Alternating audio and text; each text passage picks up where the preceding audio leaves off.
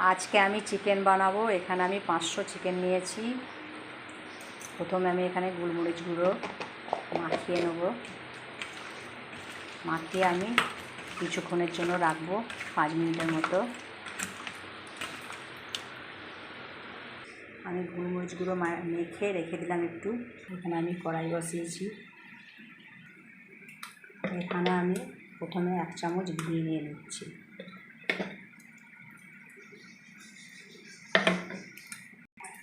আর অল্প একটু সাদা তেল, ঘি আর সাদা তেল একসঙ্গে আমি ফ্রাই করে নিলাম। আমি চিকেনগুলো আপাত করে সব ভেজে নেব।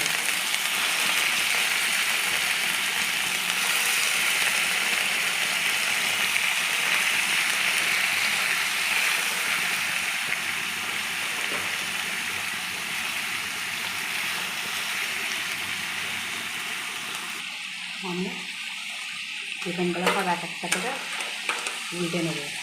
এক পিস করে ভাজা হয়ে গেলে আর একটু উল্টে নেব।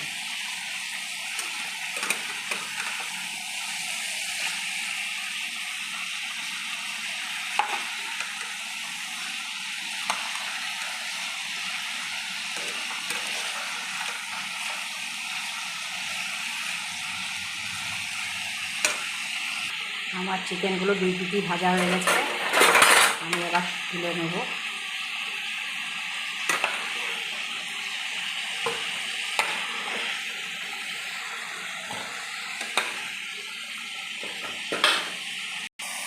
আমি ওই তেলেই 2 শুকনো লঙ্কা, এলাচ, দারচিনি, লং ভেজে নেব। কিছুটা মৌরি নয় ধনে, জিরে,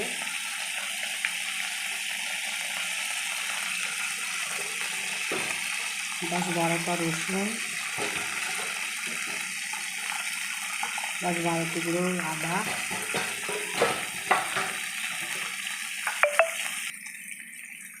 আর একটা পেঁয়াজ কুচি কুচি করে নিয়েছি। দিয়ে এই মশলার মধ্যে একসঙ্গে সব ভেজে নেব।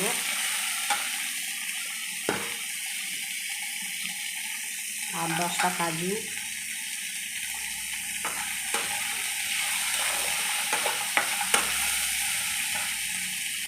সমস্ত মশলাগুলো আমি হালকা করে ভেজে নিয়েছি। এবার একটা মিক্সির মধ্যে নিয়ে নেবো, মিক্সি জারের মধ্যে। আমি একটা মিক্সি জারের মধ্যে সব মশলাগুলো নিয়ে নিয়েছি। এবার ওর মধ্যে একটু চিনি দিয়ে দিলাম, নুন দিয়ে দিলাম, দিয়ে একসঙ্গে পেস্ট করে নেবো সব। আমি কড়াইটার মধ্যে সাদা তেল দিলাম।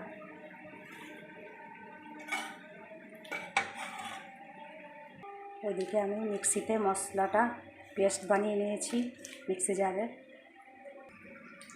আমি যে পেস্টটা বানিয়েছি সেই পেস্টটা দিয়ে দিলাম। পেস্টটা দেওয়ার পরে আমি এখানে সামান্য লাল লঙ্কার গুঁড়ো দিব।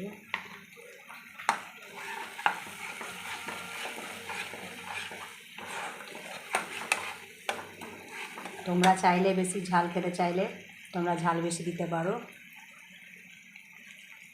এখানে 3-4টা কাঁচা লঙ্কা দিলাম।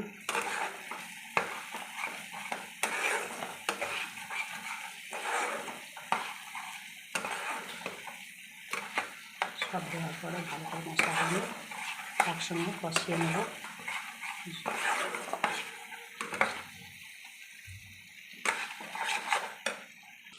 আমার মশলাগুলো দেখো ভালোভাবে কষানো হয়ে গেছে এবং তেলও ছেড়ে গেছে। এবার আঁচটা আমিও অল্প করে দেবো। তারপরে ফাটানো দইটা দিয়ে দেবো।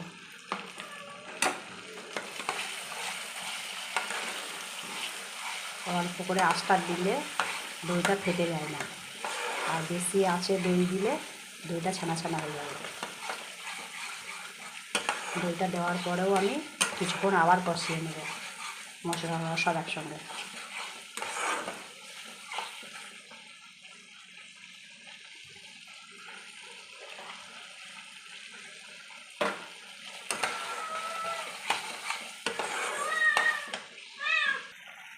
উপর দিয়ে আমি কিছুটা কস্তুরি মেথি দিয়ে দিচ্ছি। আমার কস্তুরি মেথির ফ্লেভারটা খুব ভালো লাগে।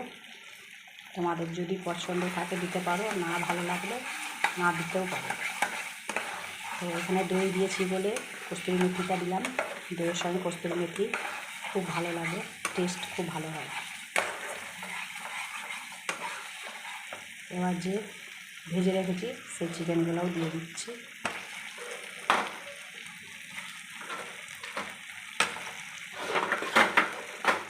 দিয়ে আমি আবার 5 মিনিট ভালো করে মশলার সঙ্গে কষে নেব।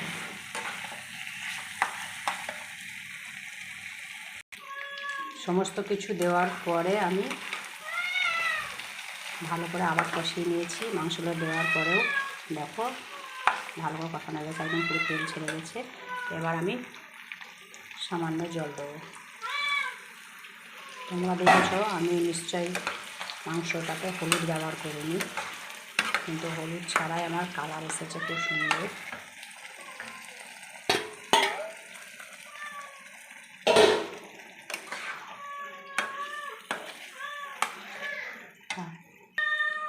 এখানে জল দেওয়ার পর আমি আরও 5 মিনিট রান্না করে নেব।